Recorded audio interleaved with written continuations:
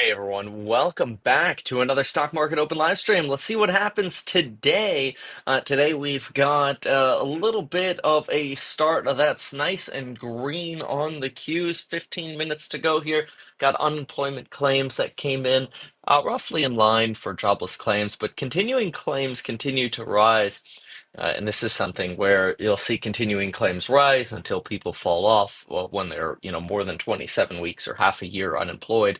And sort of this continued rise and accrual of people being unemployed is obviously not great. Oh, audio problem. Okay, let's fix that. Oh, AirPods. Man, everybody hates it when it goes to those AirPods. I think it's so funny how terrible it must be because everyone freaks out over it. But anyway, continuing, thank you for letting me know. Hopefully you were at least able to understand it. Anyway, continuing claims have consistently been rising since about the summer of 22. Summer of 22 is when we had a low in the stock market, and since then we've seen continuing claims rise. And right now they're at roughly the highest level that we've seen since the summer of 22. Obviously, you really have to get rid of COVID to be able to compare to time. So let me try to do that really quickly. If I go let's see, 1999 all the way out to, oh yeah, okay. Well, it shows you. Actually, it's kind of interesting to look at, just so you know where we can kind of place when it comes to these claims. I'm going to show a couple screenshots here in just a moment, and you'll really be able to compare how low claims are broadly right now, compared to historicals. So here are the current unemployment claims sitting about 18.92, so under about 2 mil right here. You can see we're at the highest level since, lows after COVID. But if we go out into history beforehand, let me get you the right side scale there, one sec. Yeah, okay, that's 2. Okay, perfect.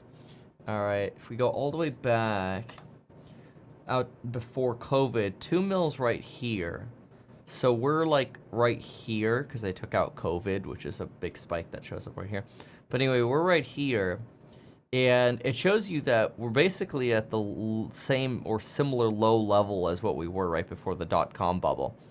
So that's, something to watch, that, we're still relatively low on continuing claims. No real signs of claims indicating recessionary fears at this point.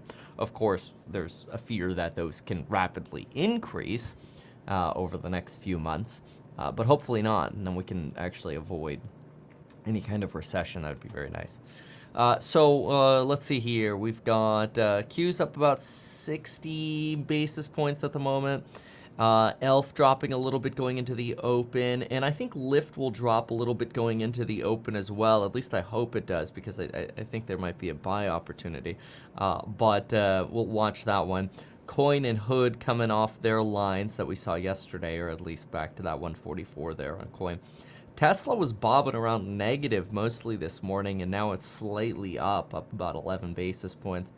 It'll be really interesting to see how much further markets can really push. It seems like we've almost hit a little bit of a peak. And if let's say you're within 2 or 3% of topping out in the pricing of a perfection, the larger concern will be what happens with data catalysts. Like, if we get a bad CPI report next week, is that going to skyrocket bond yields to 5% again? Yes. If bond yields then skyrocket to 5%, does that break something in the banking world, or in trades or whatever, that end up leading to some kind of market correction? That it's absolutely possible. So some others to watch today. Dutch Bros did very well. You had Under Armour that did very well as well, and Lyft. So if you look at Dutch Bros, Lyft, Under Armour, this is probably where your momentum is today. Let's see exactly. I know Under Armour is not exactly my favorite in terms of profitability, but the revenue at Dutch Bros was pretty good. Q3 revenue beat 338 mil divided by 325 roughly expected. So they beat expectations by 4%. 4% beat on top of expectations is pretty good. Remember, you didn't have that much of a beat at Palantir, and they had a great surge. So let's see here. Okay, so let's write that one down. Bros, Dutch Bros, beat Q3 rev by about 4%. And then their fiscal year rev, they raised guide to 1.26 billion, and that was from 1.225. About a 2.8% fiscal year guide lift. And they talk about seasonal drinks boosting sales. Usually you get into sort of the fall, you get the, what's it called? The, pumpkin spice and all that. So, go to recently deleted in text messages, says somebody. Oh, you're talking about Alpha Report. The Alpha Report should have come out. So yeah, I sent it all out this morning at 5:55. So, it should be firing out over to you. But I'll gladly go look again right now. But the Alpha Report, just as a backup, just as we kind of wait to see, like, hey, like, is it working? Because we're, like, I can hit send at 5:55, but that doesn't mean it's actually going to send, We're kind of stuck to these companies that actually send this stuff. My understanding is this morning's we had 99% of the emails went out, because remember, we send the text and the email. 99% of the emails already went out. And then it says, due to carrier limits, your message is queued and will be delivered over time. For the tax. Well, that's stupid. So, I don't know exactly when yet those are going to fire. I think they've started to fire, but I don't know. So, let me see if I can learn a little bit more about this. Let's see here. In certain cases, we will queue delivery of your message to comply with throttling limits. Oh, that's lame. What are the limits? Oh, okay. Well, I mean, okay. SMS.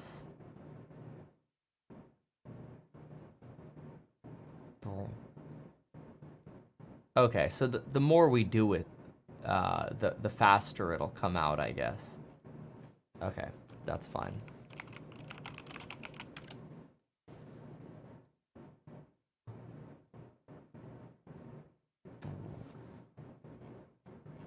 Okay.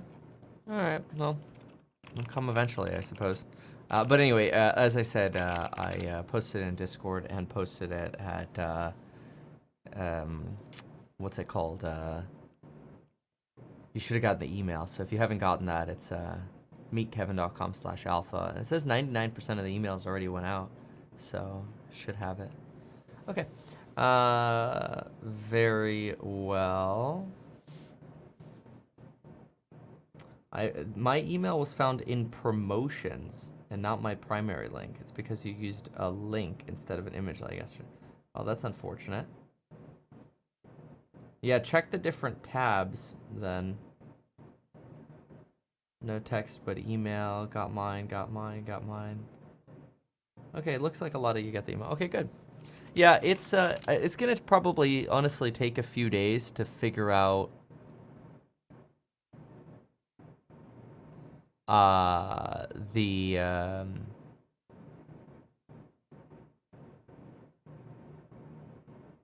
what's it called? It's gonna take a moment for us to kind of figure out all the details in terms of when they'll actually like function, right?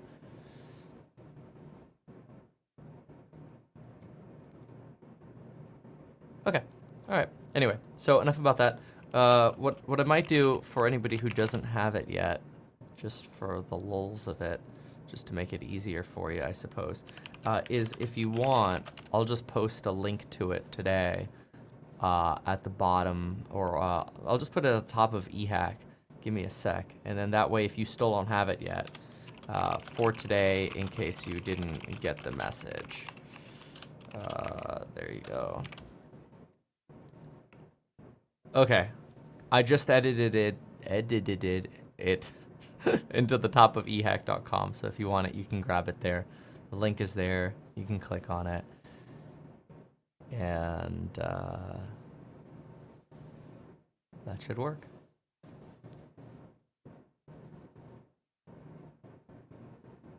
Okay, cool. So, very well. Let's now take a look at a little bit more that's going on this morning. So again, we're watching Under Armour, Lyft, and Dutch Bros this morning, and the Qs are moving up into the open. We'll see how the first few minutes go. Then let's see what we have on oil as well. I was also looking at small caps yesterday, and it's amazing. One of the highest ratios since 2008 of small caps are now losing money or are at risk of default. I have the screenshot. Here it is. A remarkable rally in the Russell 2000 faces tests. Blah, blah, blah, blah, blah, blah, blah, blah, blah. Okay, the number of companies that can't afford interest payments has risen. Yeah, you're sitting at about 500 out of the Russell 2000. It's at 485, 25%. It was 356 in November, and then higher in like '08. So, kind of interesting. I mean, they call these companies sort of zombie companies where you can't even afford the debt that you have, which is pretty remarkable. Somebody's asking, so something to pay attention to if you're into the Russell. Super micro drops again. Wow, even more. Yeah, this is probably. I mean, this starts getting interesting to me under $10, but until then, I'll just sort of sit out on that one. But yeah, let's see what else here. Oh, did AppLovin report? The alpha reports are very detailed. Thank you, Ken. Oh, you're welcome. Let's go to AppLovin. Oh, wow. Look at AppLovin. Let's see here. So AppLovin, 35%. I mean, these are like 4 beats in a row here, right? Yeah, AppLovin comes in with a lot more net income than expected. They come in with net income of $434 million versus the $316 expected. 37% increase. That's really good. Wow. And so, if I remember correctly, I don't know too much about this company, but this company works with trying to help people get into the right advertisements that they want. And they use AI to help with that. Let's see, what do they say here? Okay, let me go to the website. AppLovin connects you to audiences in-app or on mobile devices. I almost kind of think of it like a trade desk, but for like mobile. So, kind of cool. They're just kicking butt. A trade desk up a couple % on that as well now. All right, let's get ready for El Bello here. And then we'll see. I really want to see what happens with the Qs. If the Qs get a nice little boost here, I think you can continue to see a rally on some of those other plays that have hit earnings. But we'll see. It depends. All right. About this, David, is you've got both brick and mortar and direct to consumer working well. We call it aspirational luxury, as opposed to the accessible luxury and affordable luxury that happened to doom the Tapestry bid. So I like this very much. I think it can go still higher. Let's get the opening bell here in the CNBC Real-Time Exchange. And the big board, it's nonprofit Building Homes for Heroes, marking Veterans Day, and at the NASDAQ finalists of the Okta SaaS Startup Competition. look at that. I always love it when business does something to make it so other people get involved, particularly younger people. We don't see enough of that. One of the JPM notes today asks, would you rather in a Trump administration be in software or chips? They do point out best performing sector under Trump 1.0, tech. Well, enterprise software was preferred under under President-elect Trump, in part because it doesn't require a huge infrastructure. All right. Enterprise software is... looks like right now, at least, you've got a little bit of a move here on the Qs up.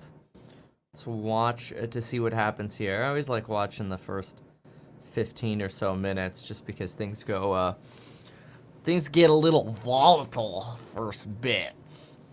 So let's see what how things end up going. AppLovin up 37, Under Armour 15, Bros 30, giving up a little bit there on Bros. Well, I mean, 30 is still really good, obviously.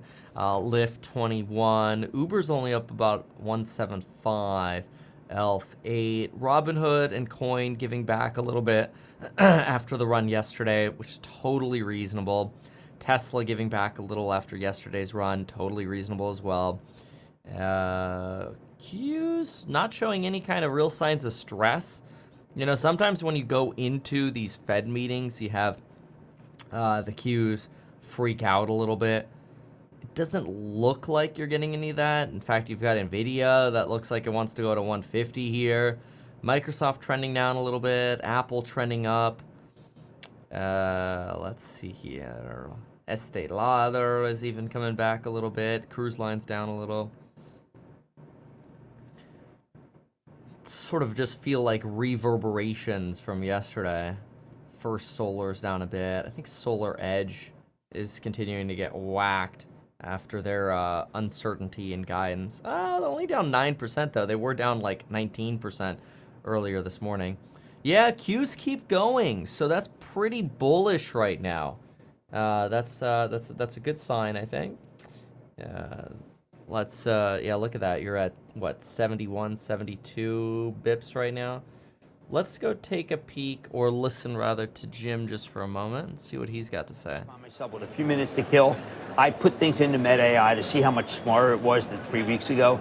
It is moving so fast that, as much as I like and respect the work of Mark Andreessen, you should be using what Mark Zuckerberg has done with the latest and greatest GPUs.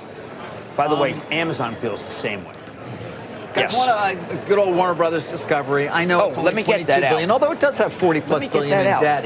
Its leverage ratio, by the way, now down to 4.2 Well, how about they times. bought some debt back? And they bought some debt back. I think it was, $900 million during the quarter. You betcha. But the stock is up not because of the performance of the company, frankly, during the quarter. Distribution revenues were down 7%. That's our business, the linear cable business. Why? Well, a 9% decrease in domestic linear paid TV subscribers. And you had adjusted EBITDA overall down 11%. But subs Those for are not Max, great. Those are not 7.2 great versus numbers. We have them 6.1. for you. That said, direct to consumer is making money, and they are adding subscribers as well. There's what I just discussed on that. But direct to consumer, they added the largest addition, by the way, they've ever had. 110.5 million at the end of the third quarter, up 7.2 million versus the second quarter. I mean, not necessarily a percentage-wise growth, but certainly overall numbers. And even though AppLovin now 40%. increased their Dutch Bros back to 36. Qs are still pumping right now. It's pretty bullish right now. 2025, if you go off the current run rate, it would seem clear that they are potentially going to exceed that. The stock is up, though, I think, because of what the CFO said on the call, which is the following. We continue to focus on executing our strategy, and as part of this, are examining every angle and possible path. Take a listen. We continue to focus on executing our strategy, and as part of this, examining every angle and possible path to realize the longer-term value creation opportunity we see ahead for Warner Brothers Discovery. That obviously means they're considering doing things that our parent company is also considering doing. Namely, is there a way to spin off the cable networks? For Warner Brothers Discovery, it's a bit more difficult because they contribute so much of the overall cash flow at the company. By the way, free cash flow is $600 million but a more difficult construct perhaps. But everybody's thinking about everything, and as we said yesterday, with an incoming administration that is most likely going to be looking more favorably on the ability to do deals, you can imagine a lot of scenarios. There's so much pent-up demand. There's so much need for consolidation in so many of these areas where the companies are struggling that everything's got to be on the table. For them, that's got the stock up. What will it look like?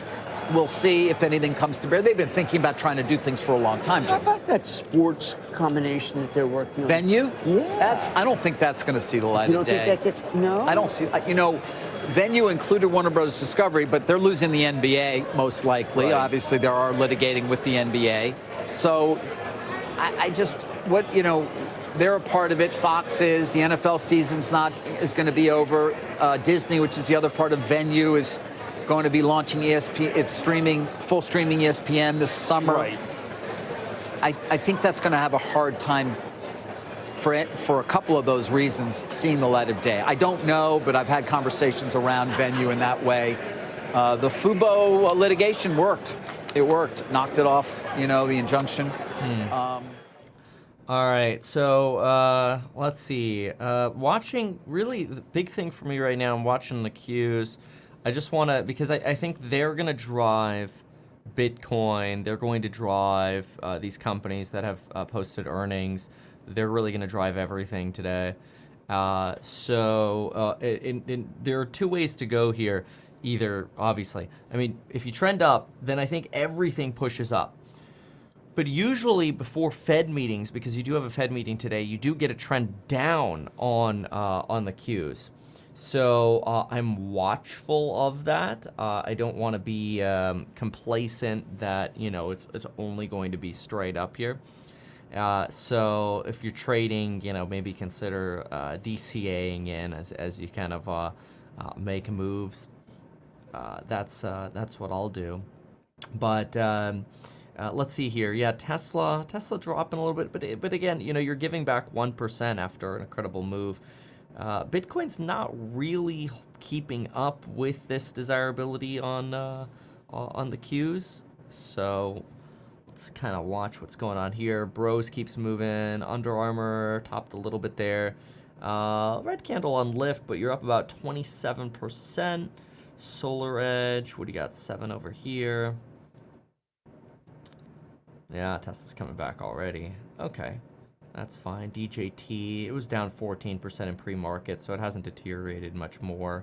Amazon's at 208. Got to give it to that. That's pretty good, huh? So I said Trade Desk. Yeah, Trade Desk's probably doing really well after AppLovin.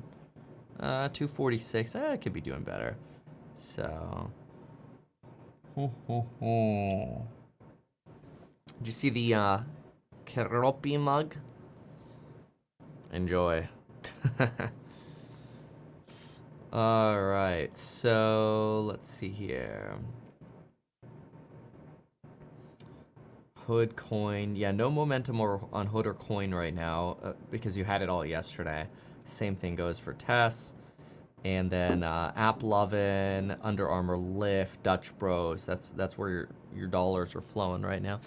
Okay, let's take a peek at oil. Oil's down about 50 basis points, which is good because you do have CPI, PPI next week. And you have the Fed today.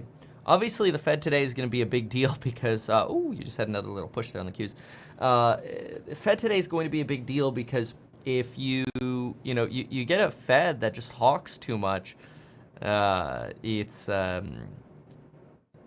even with the 25, it's going to be interesting to see how that sets up more restrictiveness in the longer-term economy for recession concerns. That said, the markets seem to kind of, obviously, if you get 25 and a reasonable, dovish, neutral Powell, markets should really enjoy that. If you get a hawkish Powell and a 25, markets don't necessarily sell down because they're like, it's okay, you're solving the problem with the 25 BP cut, even though he's really not. I think that's something to keep in mind. He's really not solving it. So, it's not you're not doing enough on rates here. But then again, markets think the Fed needs to raise rates a lot higher than they have previously. So anyway, AppLovin keeps moving here. Solar Edge, wow, Solar Edge recovering, only down about 2.7%. Supermicro goes green now. Under Armour, Dutch, Lyft continue moving. Qs continue to move up. Looks like day 2 really of rally mode here. Tesla just went from negative to positive. Enphase just went positive. Yesterday, I sent out an alert to those of you in the Stocks and Psych group about selling calls on Tesla at, I think, $295, and selling puts at 75 on Enphase. What's very interesting about these is the volatility is so high. I feel like you can make some money selling some options there. So something to watch, I think. Okay, did we get BTC moving yet? Because we've been waiting. The Qs have been moving up, so BTC should be. It's just not yet. So let's see here. Okay. Then what else?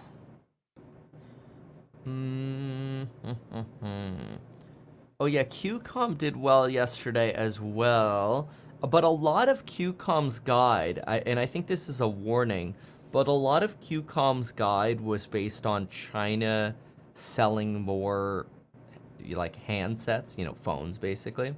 And I think there's a real risk to that. It's cold in this room. Turn the fan down. You're betting on the Chinese consumer, and that always makes me a little nervous. Although a lot of people think, with Trump, you'll end up getting even more Chinese stimulus because they'll have to because of Trump tariffs. We'll see.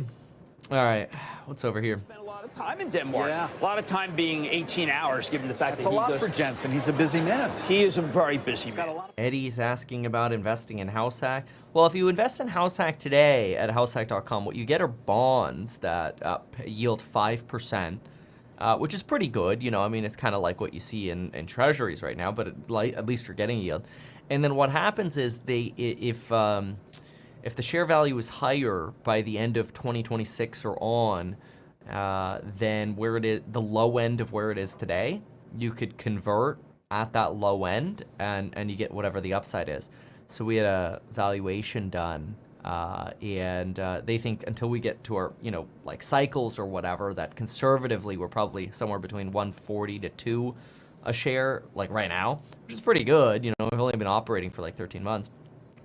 It's already some upside there. And so we're offering that conversion price to bond investors at the low end, 140 is the conversion. So, but anyway, you can find out all those details over at househack.com. Read the PPM over there. This video can't be your solicitation. Okay, so Dutch Bro is now 37%. Pretty good. Getting a nice run over there on Dutch. And Under Armour, I think I'm a little bit more skeptical of Under Armour. Not as enthused. Okay, Tesla goes negative again. I wonder if we're getting to where markets are going to start getting a little nervous about the Powie Wowie. I don't know. Let's listen in here, though. Yesterday, guys, he tweeted a compilation that included a bunch of things from our interview back in May of 23, and obviously the thing he did with Andrew, where he used the F-bomb a number of times. Yeah, I'm against advertisers. that. But then he ended it. It ends with he and I talking about work from home and how deleterious, frankly, both of us think it is. Yeah, we're down on work from home. He shared that. It was interesting. And, of course, like everything Musk does, I think it's gotten 45 million. Right. Well, another one that got downgraded, and you can't put a glove. You cannot lay a glove on Palantir. Downgraded, and people don't care. And the reason why, just so we understand this, is they own the Pentagon procurement process. And they're winning. And I've gotten to know the work of CARP and some of the things they're doing about Renaissance and changing the Defense Department. And there's a sizable group in the Pentagon who just want to give it basically to Palantir. because they're doing so many things right. There's some notable downgrades today. There's the Palantir, there's SolarEdge, which we mentioned. Yes. Bernstein takes Ford down. Oh, my, and then that was Baird difficult. takes JP Morgan down, which is in the red today. Well, you know, if you look at JP Morgan, what they're saying basically is you're now at a peak level. And it's hard to take profits, peak multiple, and peak earnings. 2.5 times tangible book, $14 2026 number. The moves in these stocks this year has been I'm glad nothing you short of mentioned that. extraordinary. The stock's Right. up 41% for the year. Goldman Sachs, by the way, is up 52.5%, 53%. At one point yesterday, it was worth 500 Dow points. Goldman. That was alone. incredible. Of course, that index is so poorly calculated. But Yes, I will thank say that this is a group. Before you say, you know what, I've had it with this group, remember that JP Morgan, even after the run it has, is up 13 times next year's earnings. That is ridiculous. Who would downgrade something that cheap? I wouldn't. All right. Fair point. Fair 13 point. times? But the financials, Goldman broadly Sachs? speaking, are down. Are You know, a Goldman bit. Sachs, But obviously, would you yesterday agree? was a historic move. Would you agree that Goldman Sachs is a premium company? Yes, it is. Then why is Absolutely. it selling at 16 times earnings? I don't know. That seems right to me. Well, why? You know, every so often we have a financial crisis, and Lord knows Yeah, what but could Goldman happen. came out better in the They did. mini. They did. They did. I just think, Carl, if you're looking at the reason I say this because I'm still trying to find stocks that I can recommend, Right. and I'm not backing away from the financials at all. There's a bunch of double-digit earnings movers. I know you probably could talk Bros. You could probably do I have Elf. them on. You could probably do Wolf. I have them all. I don't have Elf. Look, Elf was just remarkable. Although U.S. was 16%, they were hoping for 20%. Dutch Bro is up, because this new CEO, and I can't wait to speak to her tomorrow, Christine Barone, she is no longer, I'm going to build them and they will come. She's being targeted. No, this is good. Now, I'm not going to insult Brian Niccol by saying this is the second coming of Starbucks. There's room for everybody. And one of the things that's really working for Dutch Bro is a drink called the Annihilator. I had an Annihilator. Remember, I had one on Friday so I could be with my daughter in Oregon. I would go to bed on Monday. And as far as I'm concerned, I don't disagree with Elon Musk. You have an Annihilator, you don't need to sleep for days.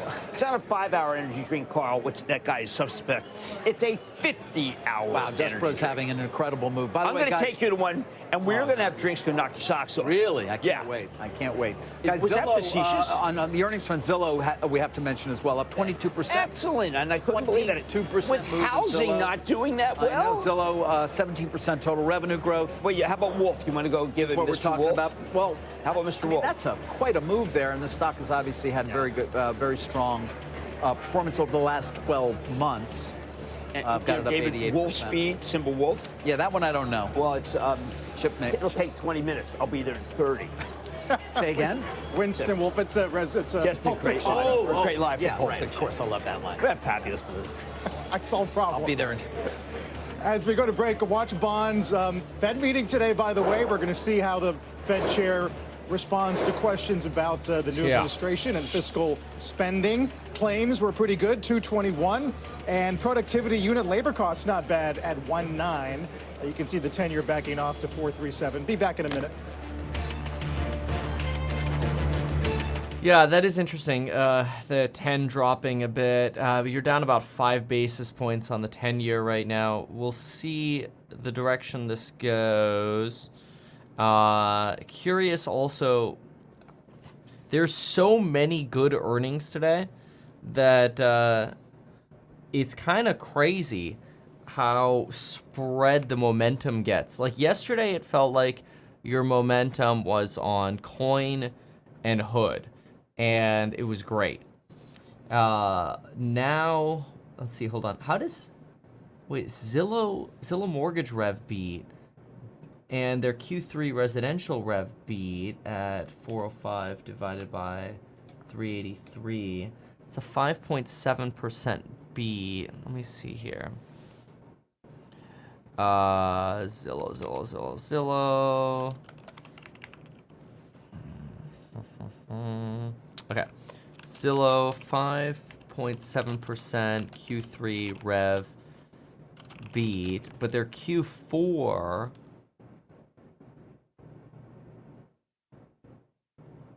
guide missed. So you have a 369 divided by 375. Yeah, 1.6% Q4 rev miss, which is kind of interesting. Little topsy-turvy almost, it feels like. Here are your Qs right now. And Zillow is, here's Zillow actually. Zillow's up 22%. So look at all the big momentum movers today. You've got Zillow, Lyft, which is consolidating. I actually think there's longer term value in Zillow too, but from a trade basis, you're already consolidating on that Lyft. Zillow's right here. If I go to Under Armour kept going a bit since open. Bros, they kept going. And then Uber's actually negative now. That's interesting. And then we got the Qs to watch. QQQ. So look at how spread that is. I mean, these are huge moves. Bros, 40%. Under Armour, 26%. Lyft, 30%. Zillow, 23%. It's pretty impressive. These are some pretty big numbers here. But anyway, okay. So sometimes what happens before the Fed meetings, not always, but sometimes what happens before the Fed meetings is stocks start trading down between like the 3 hours before JPOW, because people get nervous over, you know, what is he gonna? Oh, is Upwork going too? Let's see. Just everything's skyrocketing, huh? Upwork. Oh yeah, Upwork as well. My goodness. Let me see what Upwork's. And Upwork, that's interesting because that's pretty labor related. Let's take a peek at Upwork for a sec. Let's try to understand what's going on here. So, Upwork.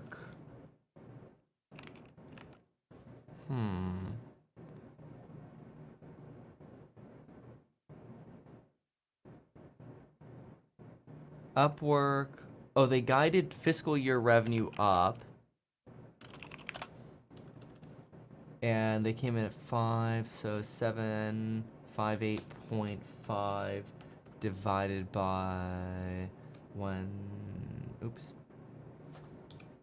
Divided by 740. 2.5% beat.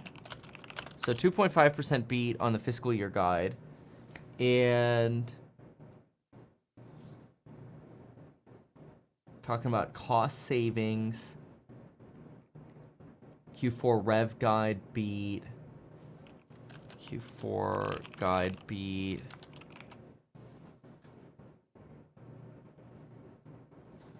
$100 million share buyback. Wow. And these are pretty bullish numbers here. It's interesting though because, oh, and Upwork is talking about flatlining. What does that mean? Flattening team structures. Sounds like a cost reduction, right? So cost reductions, probably.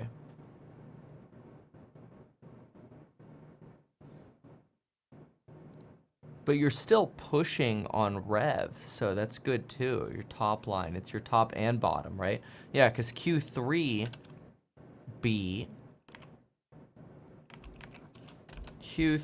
comes in with rev of 193.8 versus 184.8.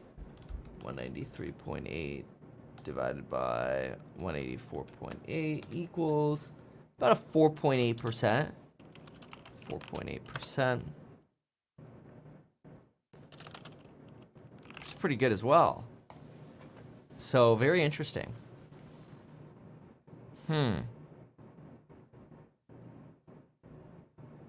Okay.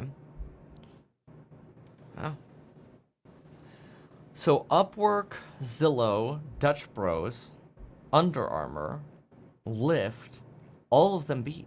It's a pretty good sign in the consumer. And these are a lot of different stocks too. So now BTC moving up a little bit. Look at AppLovin, almost 50% now. Solar Edge still bleeding a bit. Not as bad as it was pre-market though. Tesla's basically flat. Honestly, even flat is good following the numbers you've had. Same thing for Palantir. Even down 1% is good. And you're getting yields dropping a bit, which is somewhat nice to see as well. You've got oil down, and the 10 years down 6.1 basis points. So bit of a U-turn there. And then doesn't look like, let's see here. Okay. Let's see. Dutch Bros, Upwork, Trade Desk. Yeah, that's pretty good. Okay, let's listen in here for a moment. And so willing to be able to say, unwilling to say, you know what, here's a model, use the Walmart model. And I regard it, frankly, as either ill-informed or shameful. I don't know. It's interesting. I mean, he's certainly in autos, went to car plants and did the union thing and talked up EVs. Well, these are non-union. And That was the big break. I mean, they made a very significant misjudgment, I think, in terms of thinking somehow unions and the Democratic Party were aligned. They didn't even win Michigan. Clearly, they're not aligned. Teamsters didn't get. But their antipathy toward corporations will go down. We'll eventually look back and say they had the same populist view of the 1890s of a group that lost this country. They became irrelevant, and then the Populist Party doesn't exist.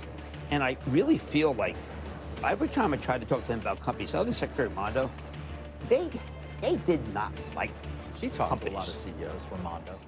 All right, let me go pop on over to Doomberg for a moment, see what they got. So far, nothing over here. Bottom line is, we're going to be asking you, Michelle, to come on the show a lot more often. Michelle Davis from our deals team on the other side of the newsroom. Coming up in the next hour, Julia Coronado from Macro Policy Perspectives on the Fed decision. Remember, there's a Fed decision today and the economic outlook under the new administration. This is Bloomberg. Yes, Fed decisions. All right, very well. So what else do we have in the way of news? Don't think much. Bonds see real demand ahead of Fed anticipated cut. Maybe. Okay, so if everybody's anticipating a 25 BP cut, maybe that's why basically what you're seeing is some enthusiasm around getting into bonds beforehand. That's possible. So Q's now up about 1%. Let's see. You've got Under Armour still holding on to 25. Dutch Bros 37. Pretty impressive day. Look at that. And Upwork 19%. Let's see what else here. Rate expectations shift. Trump victory means more inflation, traders say. BOE's cautious with a tinge of optimism. Big deal. Yields a little changed. Fine. Dollar dropping. Okay, this is old. Yeah, dollar dropping a bit. That's something we talked about as well this morning, in the Alpha report about potentially most of the dollar's gain now being priced to perfection. And, unless you have like some bad CPI data, you might be topped out. See, that's all it would really take, right? If you got bad CPI, PPI data next week, bond yields are going to skyrocket, and it's just going to push the dollar up higher. Trend right now, pretty clear on the upside. BTC's not catching up. And let's see. DR Horton recovers a little bit after yesterday. Home Depot recovers a little bit after yesterday. Apple recovering a little bit after yesterday. Redfin's up nicely on the Zillow beat. Yelp's up a bit. Yelp's got a good valuation. Some business owners just don't like Yelp. TLT's up a little bit today. Yeah, Q's keep moving. Trade. Hims has a good valuation too, by the way. If you haven't looked at the valuation of Hims yet, it's actually pretty decent. Yeah, it feels toppy over here on these, though, on the momentum plays. The Under Armour, the Bros, Lyft, Zillow, like they had their run and they feel a little toppy. Let's see here. Okay.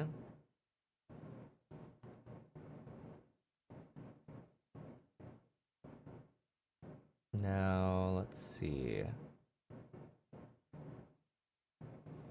Okay.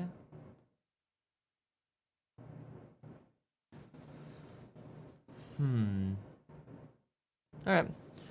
Watch this. Then we're gonna go. Let's see here. We got oil, bonds. Let's look at the curve. So the 10-year is 4.37 right now. What's our 2 doing? At the same time, we'll watch the Qs over here. The 2-year is sitting at 4.22. So it only puts us about 15 basis points inverted. Remember, big pain usually comes at 50 to 90 BPs inverted. Yeah, we're about 14.8 right now. Okay, that's fine. Somebody mentioned Tesla. Is Tesla moving? Let's take a look. Oh, Tesla just ran up 1%. Look at that. Just in the last 2 or 3 minutes here. Very nice. 295 is the level.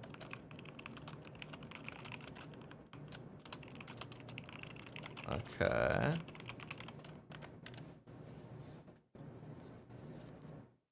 And let's see the doomers here. Nice push there on Tesla. 292 now. 295. Watch that 295 level. That's what we talked about yesterday in the Alpha report, that 295 level. Keep an eye on that. I would say if you don't have the Alpha report yet, grab that. meetkevin.com/alpha. But let's listen in here. Almost $75,000.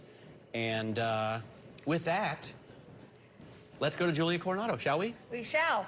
Macro Policy Perspectives founder and president joining us now. And, you know, we have to start with that Fed meeting because, to Matt's point, the 2-year moving some, a little bit of a give back from yesterday. What I was more interested in is you saw jobless claims come in this morning. You know, a couple weeks ago, you were hanging on every data point, and now it seems like the narrative around what's happening at the White House is really overtaking the bond market. How do you think about this push-pull between the economic data we're seeing and what the Fed can do in the short term as it compares to what must happen in the longer term at this juncture?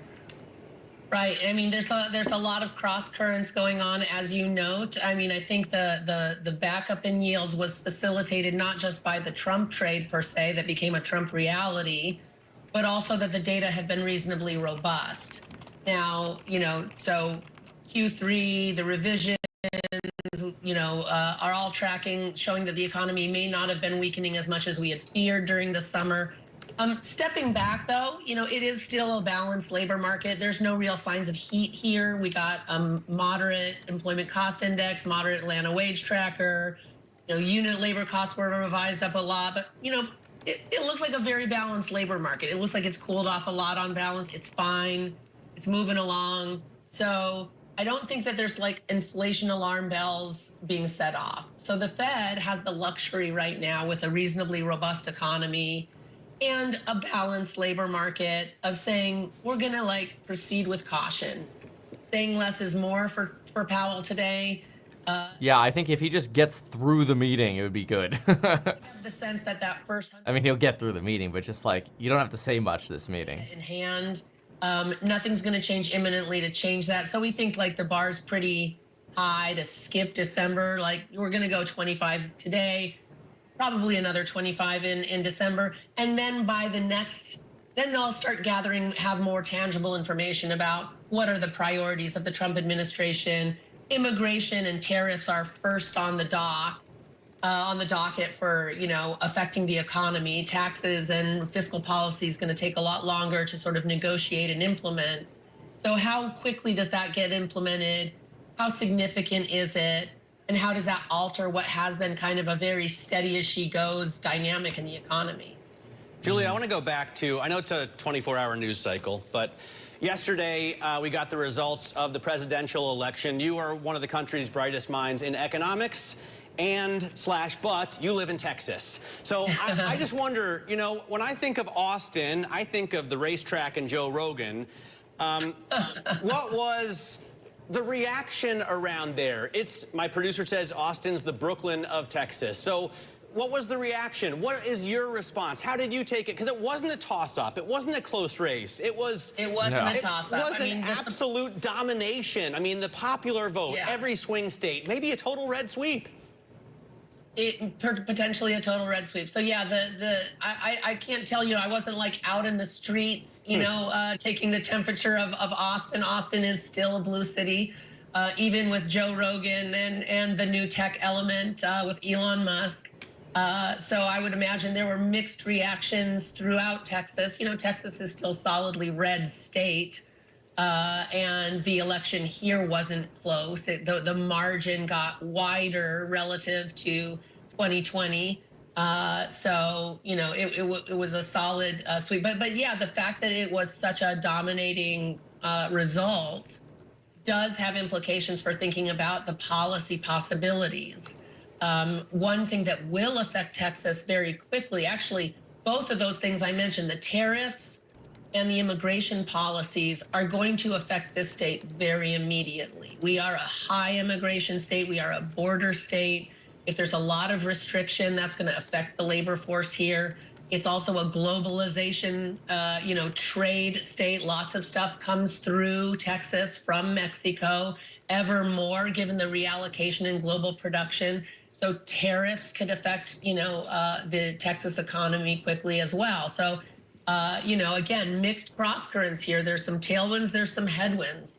And Texas is going to be on the forefront of any impact. And to your point on cross currents here, Matt, even in New York, Donald Trump won the percentage of the state of New York even that was the highest by any Republican presidential candidate since 1996. So a lot of significant red forces. Yep. Even in A couple of quick notes. DJT just dropped another 2.5%, and so did Palantir. About another 1.5% down on Palantir. You've got American Express down a little bit, but it's not like it's falling on the day. Amazon is propping up the Qs right now pretty well. Amazon's up 2% on the day. It wins up 4%. So you've got some pretty good moves there propping up the indices. And it looks like Amazon right now at least keeps going. You're almost at that 295 level on Tesla, which is also something that's going to prop the indices. And so watch for that rejection at 295, because if you get a rejection at 295 on Tesla or close to it, where we are now, it could push the indices down, especially if that's when you sort of cap out for the day, right? So you had your momentum trades for the first 30, 35 minutes, and then potentially you end up capping out as now people are like, oh crap, the Fed meeting's coming up, and there's some potentially, you know, I haven't seen profit taking really yet, and that's something that can happen when markets start trending down. But you just haven't seen that yet. Markets, I think it's probably because markets just keep trending up. You know, whether they'll keep doing that, who knows? You know, a lot of that'll come down to what happens with the labor market. And it's obviously weakening, but I mean, the Q3 earnings that we're getting from companies are indicative of consumers that just keep spending money. So you gotta love it. It's actually comes across as strong. Now, if you look at the Atlanta GDP measures, let's see here. Atlanta Fed, we're sitting at about 2.4% on their estimate here. I mean, in 2007, we had estimates of over 3%, you know, before the recession. And what's interesting is the recession was really decided by March. And I think you might be in a similar position for this cycle, given that obviously, I mean, we did cut rates on the same day, you know, September, 17 years after the 50 basis point cut in 2007, to the same day, basically, we cut 50 basis points. So there are clearly underlying weaknesses. And I think, markets get nervous about what the Fed says because on one hand, they're like, hey, Fed, just make sure you tell us, like, is everything still good or do we really need to be worried, Yeah, and so it's almost kind of like sometimes people use the Fed as their macro guide where it's like, hey, Powell, tell us, is everything good?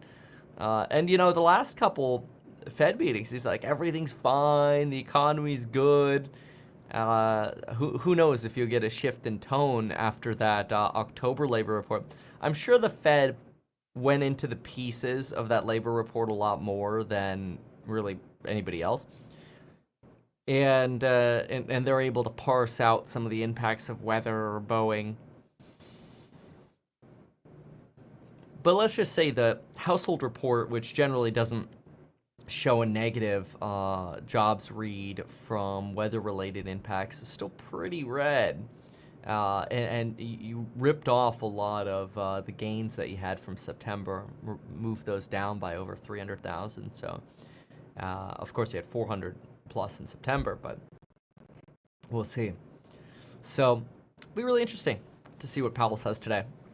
All right, so what else is going on here? What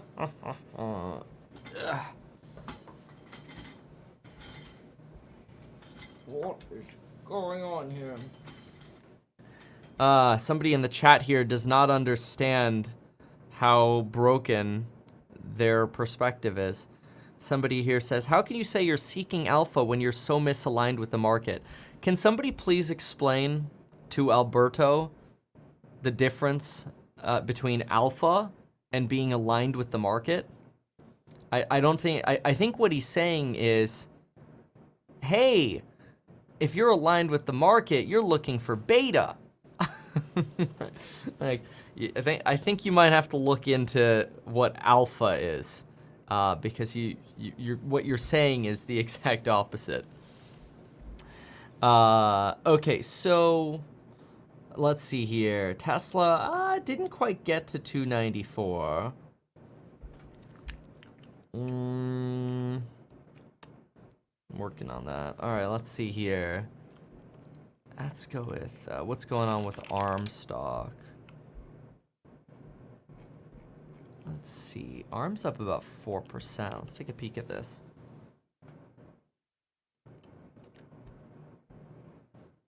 NVIDIA.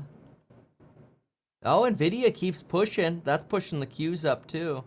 I think ARM is okay, so for those of you wondering, oh wow, yeah, look at ARM, it's up like 6%. That's really impressive.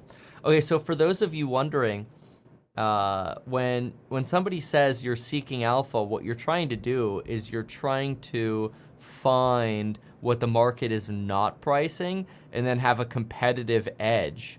So the irony of Alberto's statement is he's like, how could you say you're trying to find an edge when you're not following the market?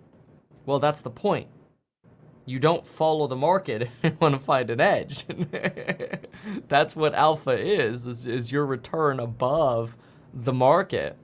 Or you could have negative alpha, which would be a return below the market.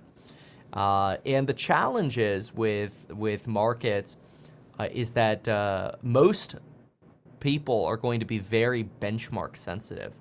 So they'll only want to be allocated to what the benchmarks are allocated to, with some variations around the edges, because there's so much backlash from performance versus benchmarks. When an alpha strategy could underperform for a period of time and then way outperform for a period of time. Especially if you're sort of, what they say in like hockey, like you got to skate to where the puck is going, not where the puck is. So, really, if you don't want alpha, you just buy index funds, right? And then you get a 1-to-1 beta return, which is fine. Like you match the market that way. And the goal of alpha is trying to exceed that over time. And that doesn't necessarily mean on every week or every month or every quarter. It would be, longer term. Okie dokie. So far, the rally keeps going on ARM. Look at that, 6%. Now, ARM had earnings yesterday, and they actually gave about a 60 basis point miss on their guide, which is really interesting because AMD gave like a 60 to 80 basis point miss on their guide, and they plummeted on that.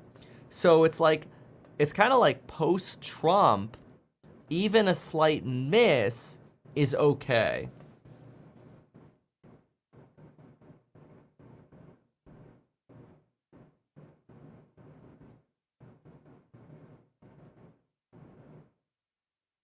So let's see here. Tesla's still holding on to trying to get that 293 here.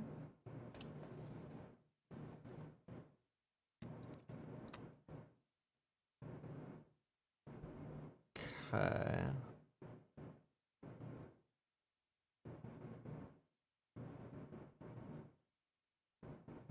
Okay, Upwork. Yeah, Lyft's still there. This is the range we've been in. This has been about 27 to 30% on Lyft. Dutch Bros keeps going. Wow, look at that. Just in the last 5 minutes, had another push. Under Armour pretty stable. Zillow stable. Oh, Bitcoin just moved up in the last 10 minutes here. Q's just like down a smidge, but not much. I wonder, is that because Amazon finally slowed down? Enphase negative. Palantir still down a little bit. Amazon.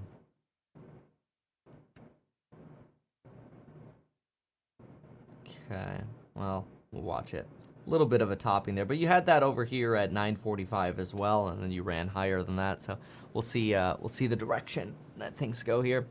But see, if you haven't yet gotten the alpha report for some reason to your email or to your text, you could just go to ehack.com.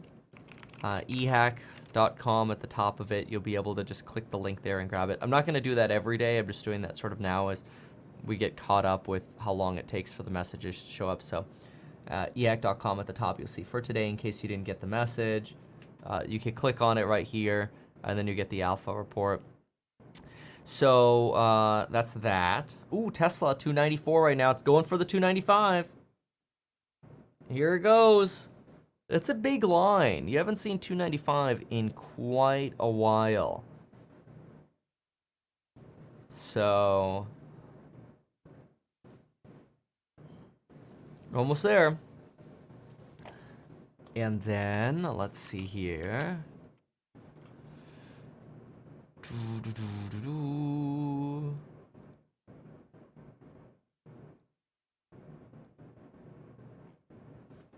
Let me grab what other data we've got.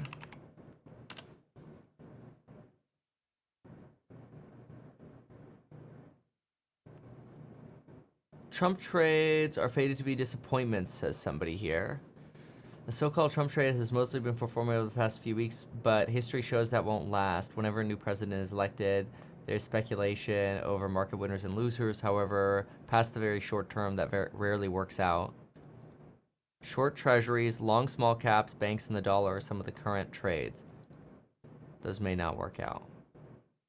Ooh, somebody's a little bit of a bear then. Bond seal, real demand ahead. Okay, that was from earlier, so that's fine. Almost 295. Here it is. Come on. 15 cents away. Let's see if you end up getting rejected there or if you can plow through it. So if you can break this line, you could plow through it and go 300. ARM gave up a little. Not too much. Okay, and then we're going to get to the course member live stream soon.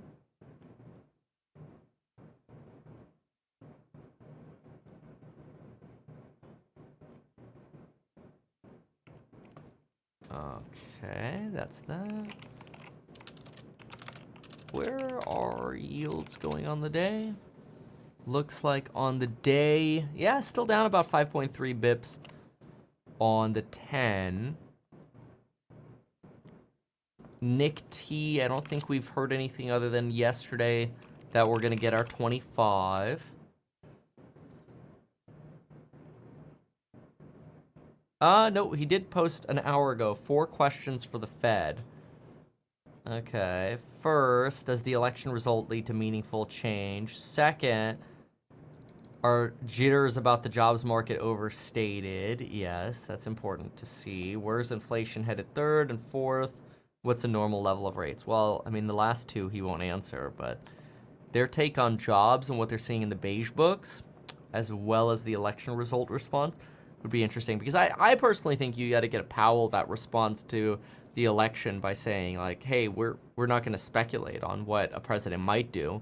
You know, we'll just wait to see what the policy is, and when we have the policy, then we'll go from there. Somebody says the Alpha Report is killer, made $400. Thank you. Oh, that's awesome. Congratulations. Get it for free. Meetkevin.com/alpha.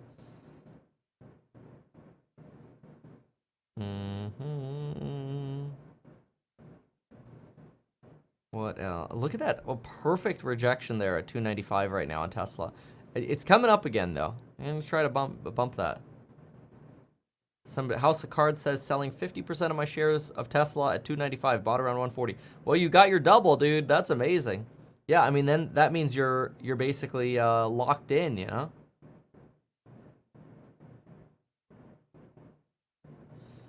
You the house paid for your acquisition. Somebody says you do have beautiful lines, Kevin. Ooh, thank you. Nobody knows the lines. All right. So I'll be live, obviously, covering the Fed. We'll be covering them at 11 a.m. California time, so stay tuned for that. I do think it should be a pretty quiet, Fed meeting. Like, I don't actually think this one should be too volatile or unexpected. Should be pretty straightforward. I don't really see it even as a catalyst, frankly. Like, sometimes you get a Fed meeting and it's like, oh yeah, it's a catalyst. It's, it's gonna cause a poopy doopy, or it's gonna, tank markets or whatever. I don't see that. I mean, it would really have to be a surprise that we get out of him. I do think there's a chance you get some sell down, though, beforehand, as people get nervous over what he might say. Wow, look at Supermicro run. 7%. Yeah. That's what happens when you sell off a lot and then you get a little bounce. This is going to be the first day that it potentially has a bounce. See if it holds. It's all going to come down to how the momentum moves on the day. The Q's somewhat topped. Yeah, see, lift is stuck in that range. You just can't move on lift. Dutch Bros broke out of the range. Tesla got solidly rejected at 295, although it's going to try to go for it again, I think. Nvidia's coming down a bit now. ARM's coming down a bit now. Trade Desk 4%, almost certainly because of AppLovin's move. I love the name AppLovin. It's like McLovin.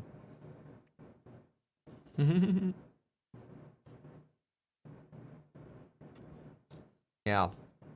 All right. Well, I'm going to go make another cup of coffee. And we'll see you all in the course member live stream. So thank you so very much for being here as always. And good luck out there. And let's hope we don't get a recession. Those job numbers are a little freakish. Oh, Tesla? Oh, hold on. Let's wait for it.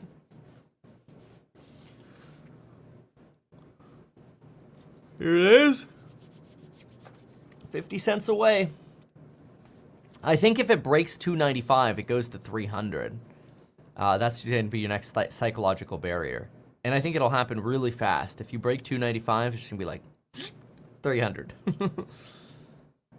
Can it do it?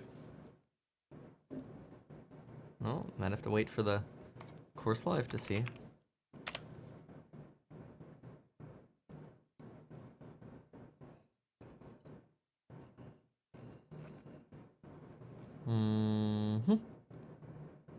Okay, come on, 30 cents.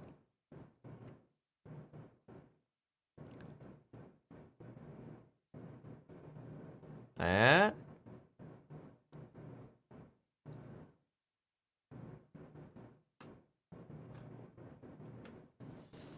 Oh, 10 cents. 10 cents to go. This is it. Right there, 2.95. 2 cents. 1 cent. 2 this is a big number, man. Bullshit. Here, I'll push it up with the mouse. Push, push, push, push, push. Come on. That order book right there in front of 295. Just clean it out so you can get to 300 already. There it is. Look at that. 30-cent pop over 295, like instantly. As soon as you broke through 295. That's a good sign. That could get you to 300. 40 cents over now. 50 cents over now.